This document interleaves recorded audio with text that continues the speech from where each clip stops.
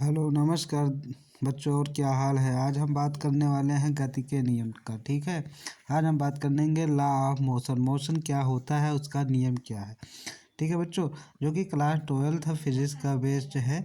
इसमें मैं आपको यही टॉपिक पढ़ाने वाला हूँ। जो कि मेरा नाम पुष्पराज सिंह और इस चैनल का नाम पुष्पराज स्टडी जोन प्लेटफॉर्म है, जिस पर आप यह ऐसी एजुकेशनल वीडियोस आपको इस पर आती रहेगी, बनती रहेगी और आप वीडियो देखते रहेंगे। ठीक है। तो अगर आपको वीडियो अच्छी लगेगी तो आप लाइक करना, कमेंट करना और दोस्तों को शेयर भी कर देना।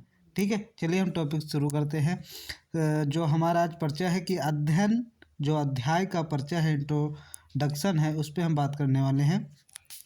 जो सर इसाक न्यूटन हैं, उन्होंने एक नियम दिया है कि यह नियम सर आइजैक न्यूटन ने दिए थे। ये नियम किसी भी वस्तु की गत मोशन को समझते हैं। क्या करते हैं, एक जो मोशन करता है उस गत को क्या करते हैं, समझते हैं। तो रोज़मर्रा के जीवन से जुड़े जो नियम होते हैं उन पर हम चर्चा करेंगे। जैसे हम जो चलते फिरते हैं, गाड़ी रोकते हैं, सब इसी विज्ञान से जुड़ा है। ठीक है। क्या है, इसी रोज़मर्रा के जीवन से जुड़ा है। जैसे हम जो चलते हैं, फिरते हैं, वॉकिंग करते हैं, गाड़ी रुक जाती है, तो यह सब क्या मोशन है, सब इसी विज्ञान से जुड़ा है। इनको हम जोड़ सकते हैं।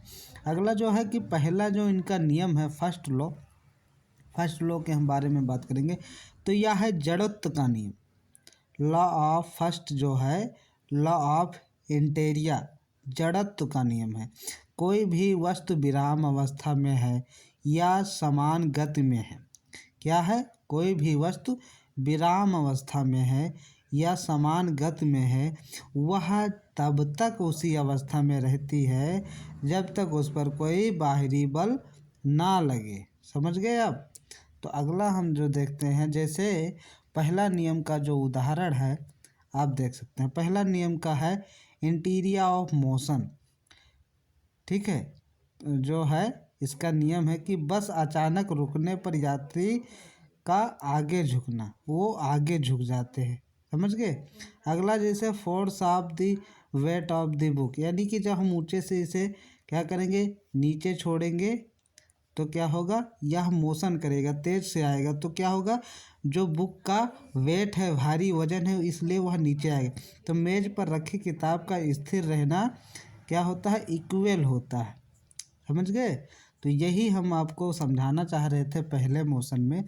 अगला हम शुरू करते हैं, जो दूसरा नियम है सेकंड लॉ। सेकंड लॉ में इन्होंने यह बताया कि F is equal to M into A. F मिस होता है बल, फोर्स। एम मिस होता है द्रव्यमान और ए का मान होता है त्वरण, फोर्स मास एक्सीलरेशन। समझे, समझ चुके आप। तो यह बराबर एम इंटू ए, यह किसका फार्मूला है, यह इन्हीं का फार्मूला है। द्वितीय फार्मूला के हिसाब से बल का नियम है। समझ गए, यह बल का जो है रूल है। अगला आप समझ लीजिए इसका जो इसका नियम कैसे बना। तो दूसरा नियम वास्तविक उदाहरण आप देख सकते हैं। यानी कि मास और फोर्स का जो संबंध है, फोर्स का, हल्की वस्तु जल्दी चलती है। हल्की वस्तु क्या करती है, जल्दी चलती है, लो मास। भारी वस्तु को धक्का देने में ज़्यादा बल लगता है, तो वह क्या हो जाता है, मास और फोर्स में आप समझ गए। हल्की वस्तु रखी है तो क्या करेंगे, हल्का सा पुश करेंगे। अगर जो भारी वस्तु को हम ज़्यादा क्या लगेगा, बल लगाएंगे, तभी तो हम ढकेल पाएंगे। तो ज़्यादा बल लगाना लगता है, इसी को हम फोर्स बोलते हैं। द्रव्यमान, जो मास बढ़ेगा तो फोर्स भी बढ़ेगा। अगर कोई भी जो वस्तु है, प्रोडक्ट है, अगर वह भारी मात्रा में है तो बल क्या होगा, ज़्यादा लगेगा। जैसे आप देख सकते हैं, जो आपका यह मास है, द्रव्यमान है, यह अगर बढ़ेगा तो फोर्स भी बढ़ेगा, तब आपका त्वरण आएगा। समझ गए आप। तो ऐसे ही हमारा तीसरा नियम हम आपको बताएंगे कि तीसरा नियम क्या है, थर्ड लॉ इनका। हर क्रिया एक्शन की बराबर एवं विपरीत प्रतिक्रिया रिएक्शन होती है। क्या होती है, हर क्रिया एक्शन की बराबर एवं विपरीत प्रतिक्रिया करती है, रिएक्शन करती है। कैसे करती है, आप एग्जाम्पल देख लीजिए। तीसरा नियम का जो उदाहरण है, देख लीजिए कि जो recall of the gun reaction क्या है, जब यह इसका जो मेन खांचा है यह जब पीछे जाएगा तब यह क्या करेगा, फोर्स लेगा, पीछे को खींचोगे फोर्स लेगा, फिर इसको छोड़ोगे तब क्या करेगा, एक्शन करेगा। पहले रिएक्शन फिर उसके बाद एक्शन, तो force on the bullet action. जब आप रिएक्शन ऑफ दी गन करोगे, पीछे खींचोगे उसका जो है, ठीक है। उसके बाद में फिर वो क्या करेगा, जब चोट पहुंचाएगा गोली को तो वह स्पीड में भगेगी। तो बंदूक से गोली चलाना रिकॉल होता है, जो गोली निकलती है वह एक्शन होती है। समझ गए। दूसरा देख लीजिए, तैरते समय पानी को पीछे धकेलना। कैसे, एक्शन फोर्स करोगे, पीछे उसे धकेलोगे, फिर क्या करेगा, वह रिएक्शन फोर्स को बढ़ावा देगा, वह एक्शन करेगा। तो स्विमिंग पर्स आप in the backward to direction and water exact for the on the swimming. आप हाथ से आगे करते रहेंगे तो तैरते समय ऐसे ही प्रयोग करते हैं। अगला आप देख लीजिए, अगला क्या रहने वाला है अगला है परीक्षा दृष्टि से महत्वपूर्ण एग्जाम फोकस, जिससे हम अपना फोकस एरिया देख सकते हैं, समझ सकते हैं। तीनों नियम परिभाषा सहित याद कर लीजिए, और इसका जो सूत्र है F equal to M into A, यह आपके पेपर में आने वाला है, जिसे आप याद कर सकते हैं। और उदाहरण, हर नियम के साथ उदाहरण एग्जाम्पल ज़रूर लिखें, जैसे मैंने आपको बताया है। अगर आप यह लिख देंगे रोज़मर्रा के जीवन के लिए उदाहरण, आपको कभी भी नहीं भूल पाएंगे। एग्जामिनर आपको फटाक दे नंबर दे देगा। अगर 10 में से उसको अगर जो 5 तो तुरंत दे देगा, ठीक है, उसे सोचना ही नहीं। 8 मिल जाए वो अलग से।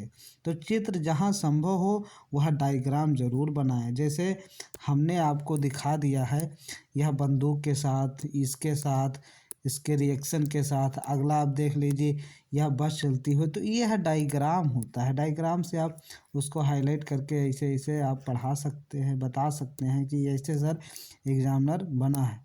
तो आप देख लीजिए, अगला जो हमारा है यह है कि अभ्यास प्रश्न यानी प्रैक्टिस क्वेश्चन। जब तक आप नहीं करेंगे तो आपको याद भी नहीं रहेगा, 1 नंबर का क्वेश्चन भी छूट जाएगा। जैसे फर्स्ट लॉ क्या है, गति के पहले नियम को उदाहरण सहित समझाइए।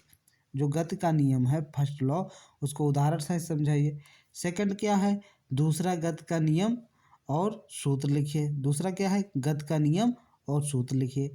थर्ड लॉ में क्या है, तीसरे नियम का एक दैनिक जीवन का उदाहरण दे दीजिए, बस आपका हो गया। ठीक है, तो ऐसे ही आपको करना है। होमवर्क जो आपका नेक्स्ट स्टेप है उसके बारे में मैं आपको बता दूं। होमवर्क जो रहने वाला है वह आपका है एनसीईआरटी पुस्तक से अभ्यास प्रश्न को हल करना है। जो आपको क्या करना है, होमवर्क क्या करना है, एनसीईआरटी पुस्तक से आपको उसको एग्जाम्पल हल करना है। नेक्स्ट चैप्टर में कार, ऊर्जा और शक्ति के बारे में हम बात करने वाले हैं, वर्क, एनर्जी एंड पावर के बारे में। समझ गए आप दोस्तों, बच्चों? तो जो क्वेश्चन है आप उसको लगाइएगा, ठीक है। उसके बाद में मिलेंगे। तो thank you for learning class 12 physics. Okay बच्चों, मिलते हैं अगले सेक्शन में। धन्यवाद, जय हिंद।